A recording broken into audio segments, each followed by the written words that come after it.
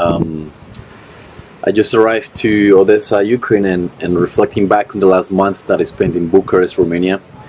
One of the main things that I thought about was the conference where I was invited to speak. It was a conference about love, beauty, relationships, and dating.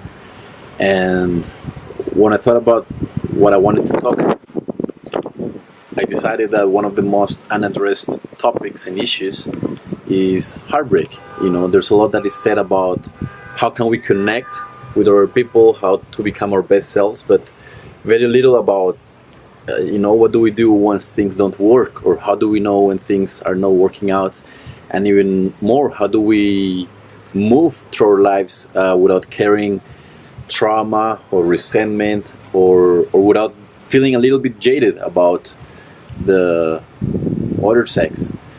And when I thought about it, I realized that the heartbreaks are hard for two reasons. First, we lose the person that we loved. We lose the person that we were in a relationship with, because once it's over, it's over. It means that whatever moments and memories and times we share with that person, whatever unique experiences we used to have with them, they're gone.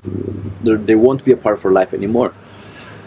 But I believe that heartbreaks are painful because we also lose someone else in the process, and we lose who we were up until that moment. We lose the person we were, the partner we were, because once we have moved through our breakup, we won't be the same people. And it's a bittersweet thing to make peace with, to understand that the partner that I was, the boyfriend that I was, or the girlfriend that I was to that person is no longer gonna exist. That person died with that relationship, and there's a space to grieve that, to grieve the love that we were giving and the beauty that we share and the happiness that we experience. But there's also something beautiful that comes from that, and it's a new birth. We get to recreate who we are. We get to say no more. And if the relationship fails for our mistakes, we get to say no more. I will never again betray my partner, or I will never again lie, or I will never again compromise or act in this way. And we draw a line on the sand and we say, I'm a different person from now on. Or if the other way around, if it was our partner who betrayed us, who lied to us, who maybe cheated or misrepresented who they were, we get to say no more, no longer, and never again will I compromise. No longer will I ever again accept dishonesty or aggression or abuse, physical, emotional, or any way. And we get to draw a line in the sand as well. So as painful as a relationship ends may be, the beauty that comes from it is a lot greater than we may be able to see in the moment.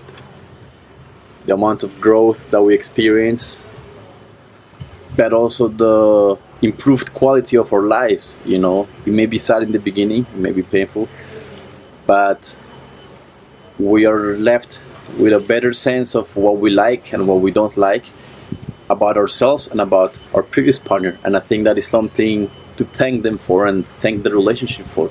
No matter how bad it ended, I think that we all get to choose to dig the gold out of the ruins of whatever it was, and welcome new love, new days with an open heart. Because at the end, when the day is over and the night has passed, in the next morning the sun will always shine.